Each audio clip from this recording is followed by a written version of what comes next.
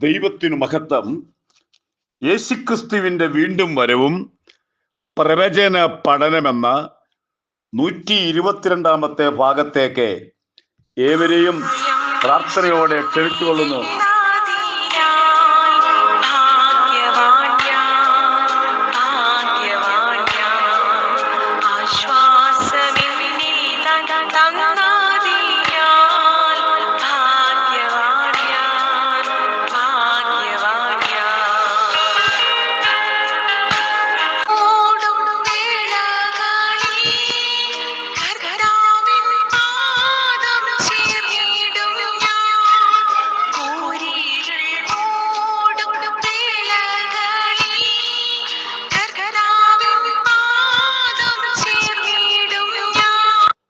പ്രവചന വരം അത് കൃപാവരത്തിലെ 6-ാമത്തെ വരമാണ് എന്നുള്ള കാര്യം ഞാൻ ഓർപ്പിക്കുന്നു. 1 കൊരിന്ത്യർ 13:8 പ്രവചന വരം നീങ്ങിപ്പോകും എന്ന് പറഞ്ഞിരിക്കുന്നു. നീങ്ങിപ്പോയി എന്ന് പറഞ്ഞിട്ടില്ല, നീങ്ങിപ്പോകും. 1-ാം നൂറ്റാണ്ടിൽ നീങ്ങിപ്പോയി എന്ന് പഠിപ്പിക്കുന്നവർ ഉണ്ട്. അവരുടെ വാദഗതി തെറ്റും, വളരെ തെറ്റും, ഒരു യുക്തിക്കും ചേർന്നതല്ല. കാരണം അവിടെ 3 കാര്യമാണ് നീങ്ങിപ്പോകേണ്ടത്. കണ്ടിന്യൂഡ് പറഞ്ഞിരിക്കുകയാണ്. പ്രവചന വരം അത് നീങ്ങിപ്പോകണം, ഭാഷാവരം അത് നീങ്ങിപ്പോകണം, ജ്ഞാനവും നീങ്ങിപ്പോകണം. ഇന്നെന്നാ ലോകത്ത് ജീവിക്കുന്നവരെന്നാ ജ്ഞാനമില്ലാത്തവരാണോ? അന്ത്യകാലത്തെ ജ്ഞാനം വർദ്ധിക്കുമെന്ന് ബൈബിള് പറയുമ്പോഴേ ഇത് ഒറ്റയടിക്ക് 3 എണ്ണമാ. ജ്ഞാനം നീങ്ങിപ്പോണമല്ലോ. കാരണം അറിവില്ലാത്ത ആളുകളായിരിക്കാം ഇന്നത്തെ യുഗത്തിൽ എന്നാണ് ഇവരുടെ ചിന്താഗതി. സഹോദരങ്ങളെ, ഇത് ഡിജിറ്റൽ യുഗമാണ്, അവിടെ എത്തിച്ചേർന്നിരിക്കുന്നു. കാലം മാറിപ്പോയെന്ന്.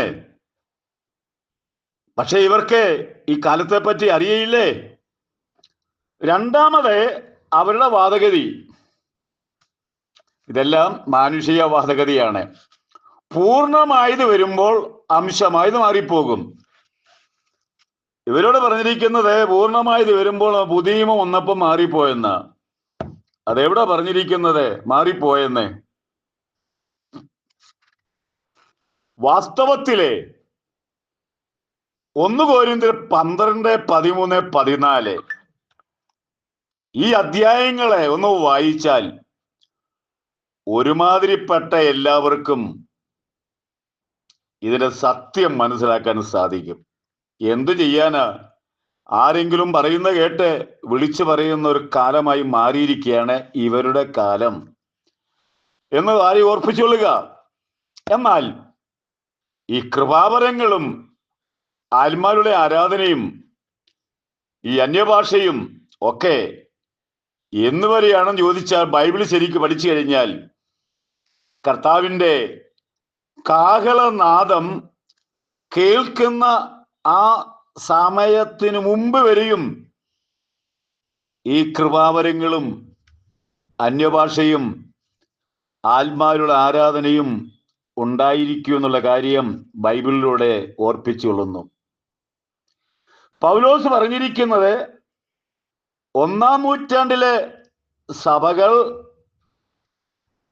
ഈ കൃപാവരങ്ങൾ പ്രാപിക്കണമെന്നും വാഞ്ചിക്കണമെന്നും ശക്തമായിട്ട് ലേഖനം ദൈവാത്മാവിൽ എഴുതിയിരിക്കുന്നു.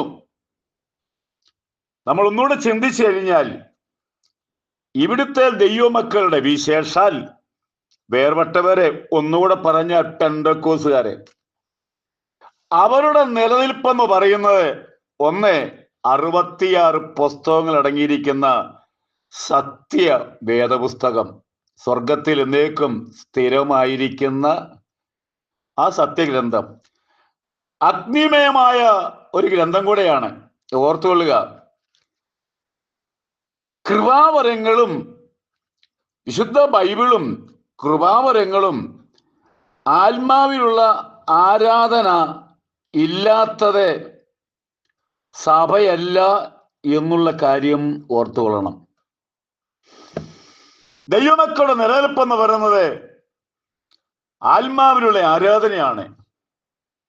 ഏത് പ്രയാസത്തിലും ഭാരങ്ങളുമായി സഹിച്ചു വരുമ്പോൾ ദൈവമക്കൾ ഒരുമിച്ച് അന്യഭാഷയിൽ ആത്മാവിൽ ഒന്ന് ആരാധിക്കുമ്പോഴേ മഞ്ഞുരുകുന്നത് പോലെ എല്ലാ ഭാരങ്ങളും മാറുന്നത് അനുഭവിച്ചറിയുന്ന ലക്ഷക്കണക്കിന് ജനങ്ങളുടെ നടുവിൽ ഇല്ല എന്ന് പറയാൻ എന്ത് എളുപ്പമുള്ള കാര്യമാണ്.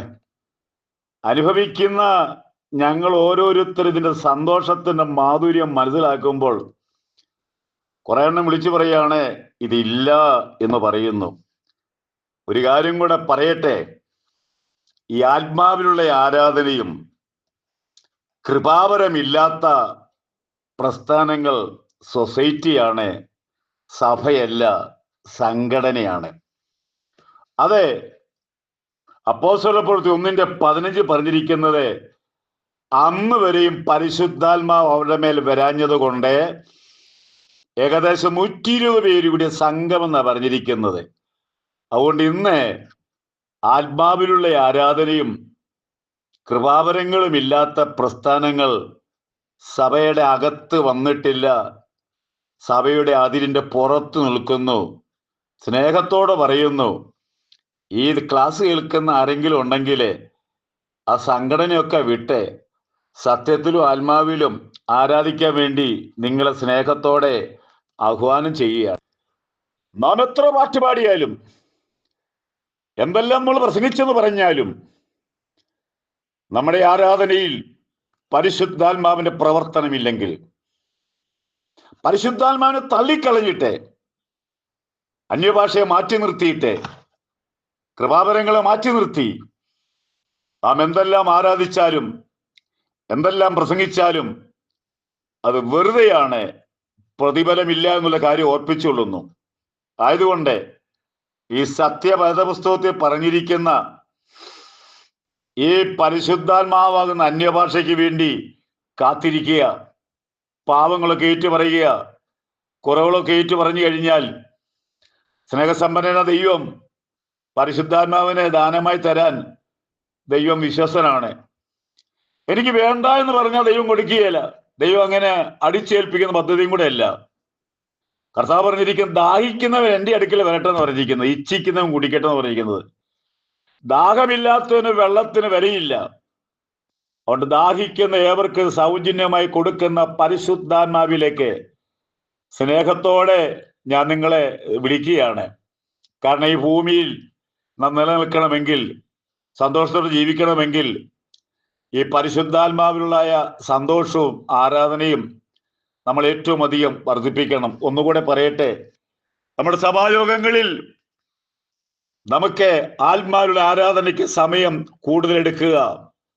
നമ്മൾ മറന്നു പോകല്ലേ. പ്രസംഗം അല്പം കുറഞ്ഞാലും പ്രാർത്ഥന കുറയ്ക്കരുത്, ആത്മാവിലുള്ള ആരാധന കുറയ്ക്കല്ലേ. സാക്ഷ്യം കുറച്ചാലും നമ്മുടെ ഈ പറയപ്പെട്ട ആരാധനയ്ക്കും പ്രാർത്ഥനയ്ക്കും വചനശുശ്രൂഷയ്ക്കും നമ്മൾ അവസരം കൊടുക്കുക. ദൈവം നമ്മളെ അനുഗ്രഹിക്കട്ടെ. ഞാൻ എന്നും പറയുന്നൊരു കാര്യം, എൻ്റെ ആത്മാർത്ഥയെ പറയുന്നതാണ്. ഭാരതം ഒരു വലിയ ഉണർവിന് വേണ്ടി ആയിരങ്ങൾ പ്രാർത്ഥിക്കുന്നു. ഉണർവ് ആരംഭിച്ചുകൊണ്ടിരിക്കുന്നു. നിങ്ങളും അതിൽ അംഗമാകൂ. ദൈവം നമ്മളെ അനുഗ്രഹിക്കട്ടെ.